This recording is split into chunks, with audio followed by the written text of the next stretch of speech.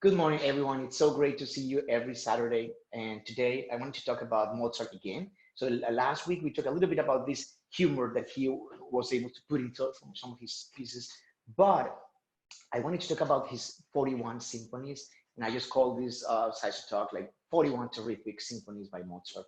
This structure called Sinfonia or Sinfonia, or symphony as we call it in English, actually before being this structure of 3 or 4 or even sometimes 6 or 10 movements, it was meant to be the instrumental introduction for an opera, like the overture. So that was called Symphonia. So that's why sometimes, actually, if you check on Mozart, you're gonna see lots of different symphonies, but those were actually just overtures to operas. But they call them also symphonias or symphonies. And in that structure, usually the first movement back then when Mozart was composing them, so we got like a really fast movement at the very beginning. This is the theme for the first symphony in E flat major, his very first symphony that he composed by the age of 8. So that symphony and all his symphonies, he was always thinking for ways to be a revolutionary. So just to find ways to make it different. So one of them is definitely how sometimes the music could have different moods, different atmospheres, how the drama could become a comedy, or how a comedy could just all of a sudden become a drama. So that beautiful thing that we just heard, first movement, in the second movement, for instance, he just did something. So from this E flat major, in the second movement, he goes to C minor. Really dramatic. Something like that.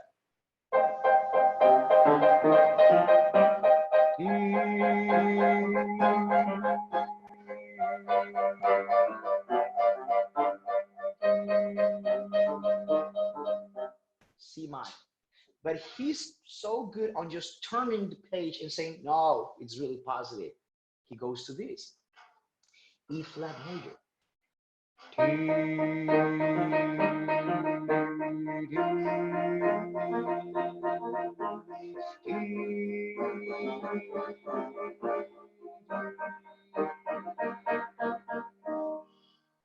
I want you to hear this once again, this beautiful thing, hopeful thing.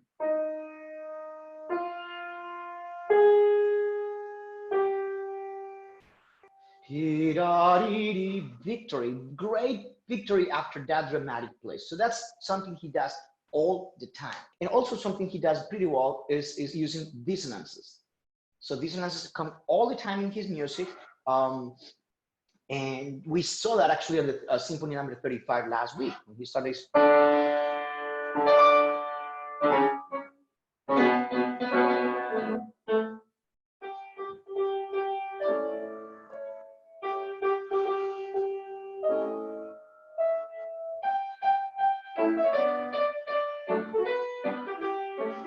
Here it comes.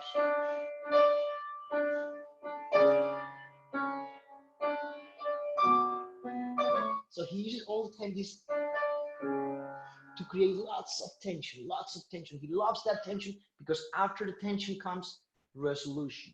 So, and that's why his music is not boring, because we are all the time just struggling between being that tension and also being released in a beautiful place we call home, for instance. So, and talking about drama, he was always known as an opera composer. So every symphony has opera in it. Drama is really important for him. So if he has a theme like this, it will be dramatic. But if he uses something like this,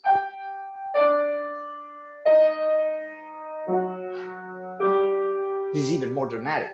It's like opera. We're just opening the curtains for this beautiful opera.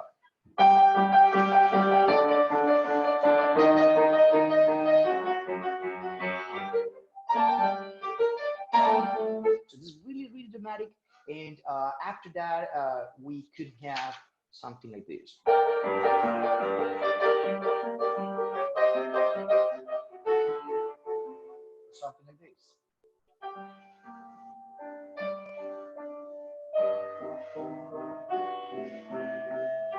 tension. So sometimes the drama could become something really unpredictable and really beautiful. He's really there, like lots of drama, but then he goes into the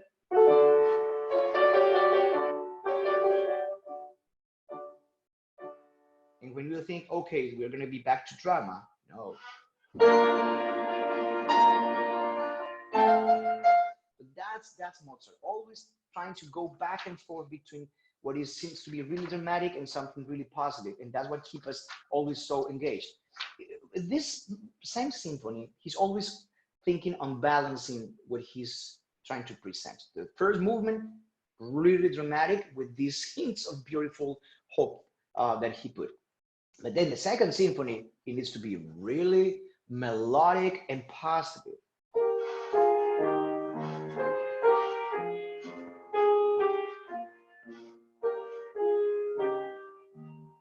So this is really, really positive. This is E flat major. First movement was in G minor. But maybe the third movement, which usually is a dance called minuetto. Minuetto is just a dance that people used to dance at the court. But he said he was a little bit irreverent. He was a little bit he wanted to go against the regular ways to do things. So instead of doing something really polite, something like he did this. That's the third movement. And the fourth movement of this same symphony, if we have symphony students today with us, I see some, you might recognize from out of the same symphony that we have that drama. Or we have something beautiful, still in minor, but beautiful.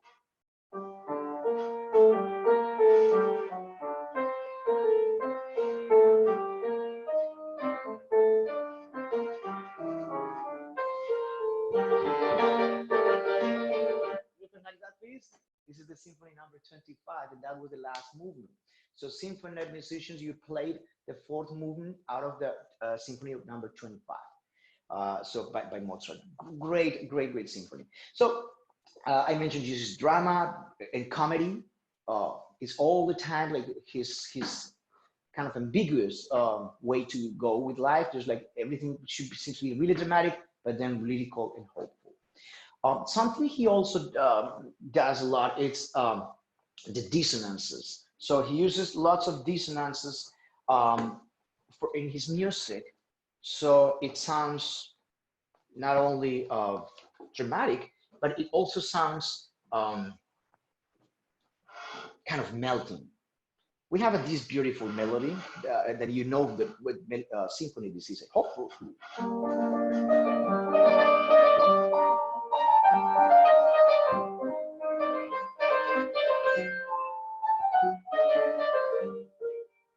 I guess you know that melody.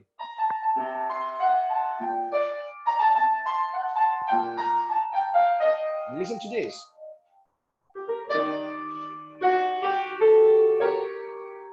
Yeah, really dramatic. So he listen to the chromaticism. Listen. So we are having here C sharp, and he doesn't mind to just play C natural as a passing note, and nobody notices. So all the time he uses dissonances to create lots of tension. And this symphony, the symphony number 40, is definitely one of those where he was a revolutionary. So he just found ways in this symphony to include dissonances, chromaticism, like the second theme for the same melody, the same first movement. So beautiful.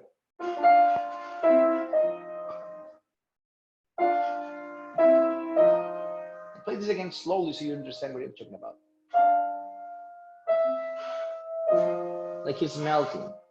And it makes a big contrast with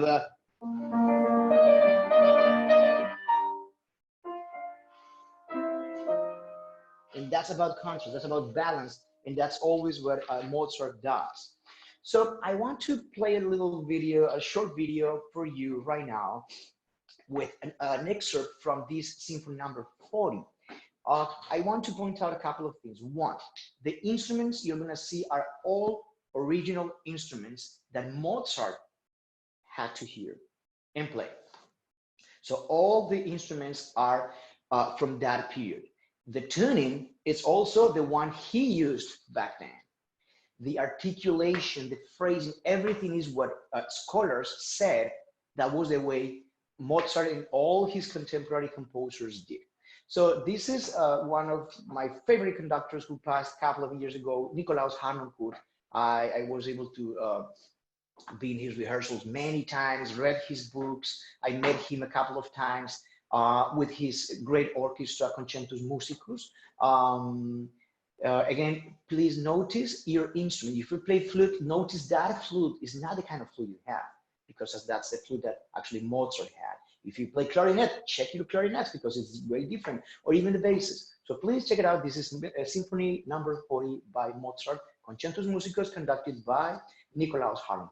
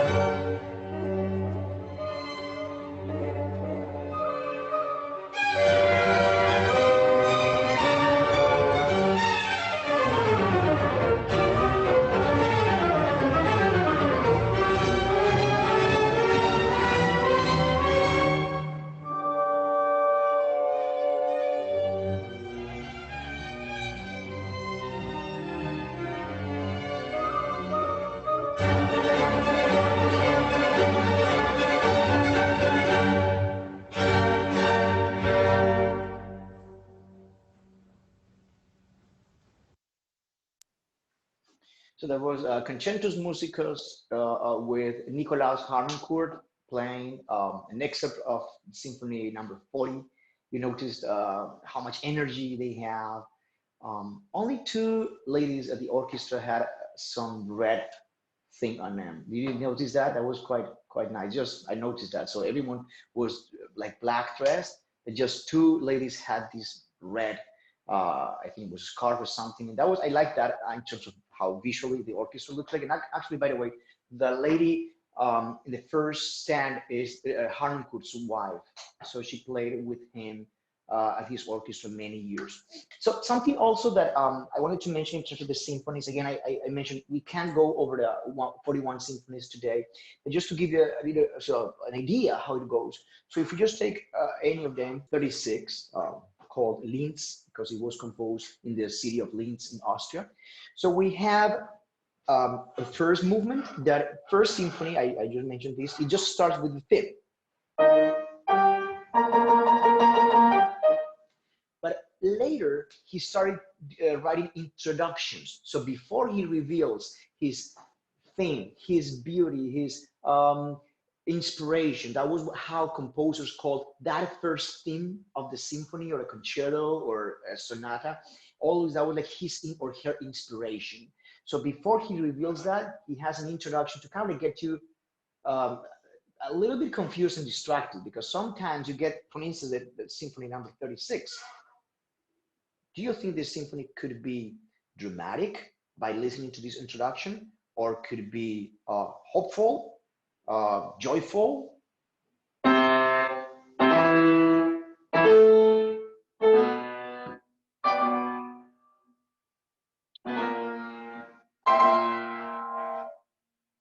don't know, maybe something like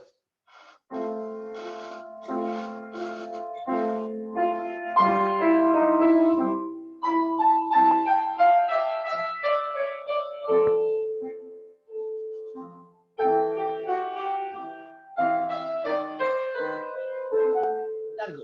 So lots of things happening in the introduction, something like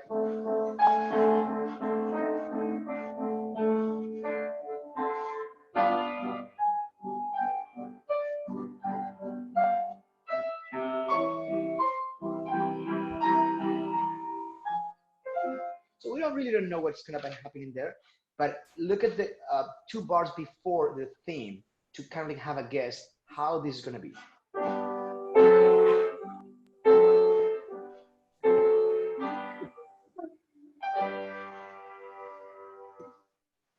My reaction would say something really big, unprecedented, just the biggest and huge thing we have heard. But instead, he got this.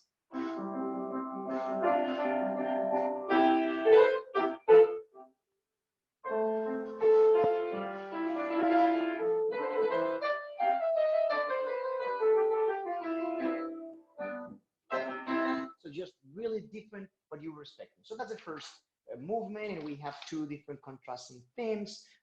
Even Haydn usually sometimes put 3 different themes, and then we have a development of those themes, and then we have a recapitulation of those different themes, and then we have a second movement that usually was a slow movement. In this case, it's also slow.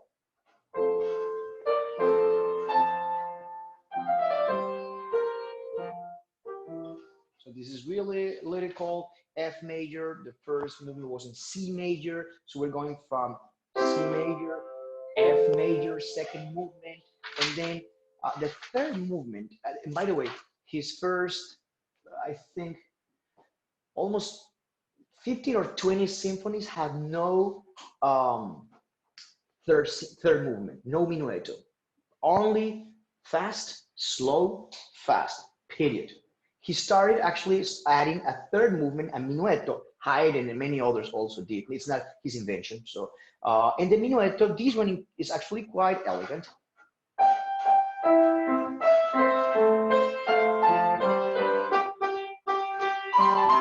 Really, really elegant, really good, just for the chord.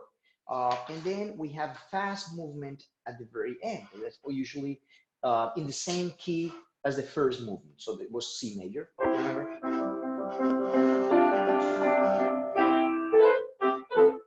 And then the fourth movement is in C major.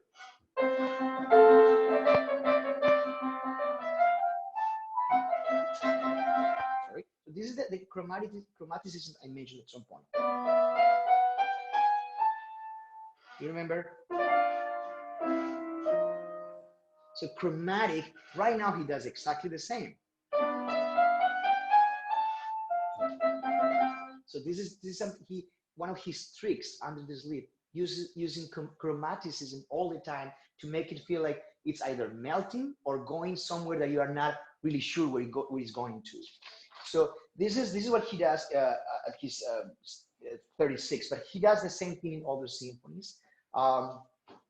Again, I can't really cover the 41 symphonies, but I want to leave you a little taste of what he did with the symphonies. He wanted to first have a first movement that has a solid theme. So this is really solid, and you can remember this years later. Or, so that's like the thing, the inspiration, even from the very first symphony. Always really easy to remember, and something that Mozart mentioned in one of his letters once to his sister Nano was that at the street he used to hear people whistling and singing his melodies from the operas. So that's why, because they are really sticky. Like you listen to those melodies once, and there you are. I want to just show you a little video of the Symphony number 41. Some editor called it Jupiter Symphony, but he didn't. So it's like his Symphony 41.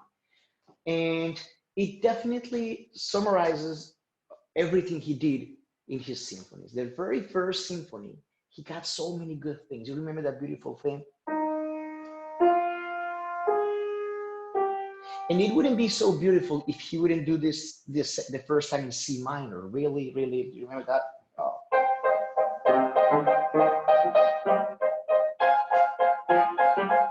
After that drama, he does.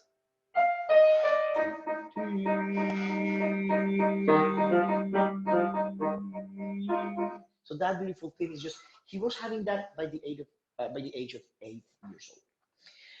At the Symphony number 41, you're gonna hear actually that same thing, but in C major. Instead of, you're gonna hear. So one of the most famous melodies ever written, he did it when he was 8 years old, and he kept it until he was 35. He died really soon, and that's his Symphony number 41. And I want to show you a little video where you need to identify what instrument you are. Look at the colors, what shape you are. If you play bassoon, if you play viola, if you play bass, you're gonna get a different shape and a different color.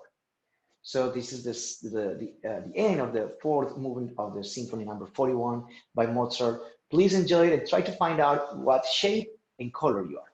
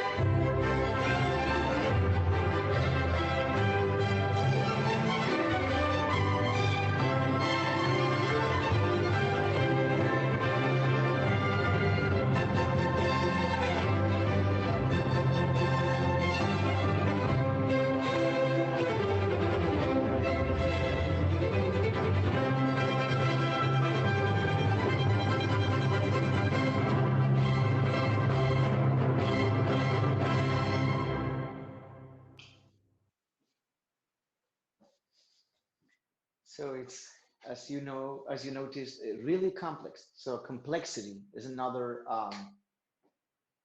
characteristic of Mozart symphonies. So unexpected chromaticisms, um, drama, and comedy.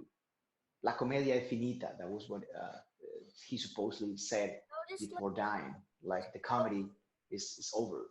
Uh, because at the very last moment, like he, knowing he's gonna die, he's like, the comedy is over. Like la commedia è finita.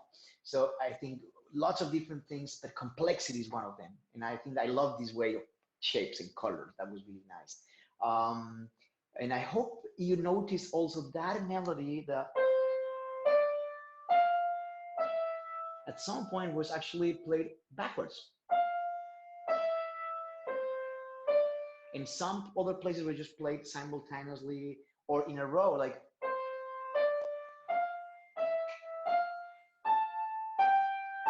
so, like that. It was beautiful, beautifully done, and this is just an example of one of the masterpieces.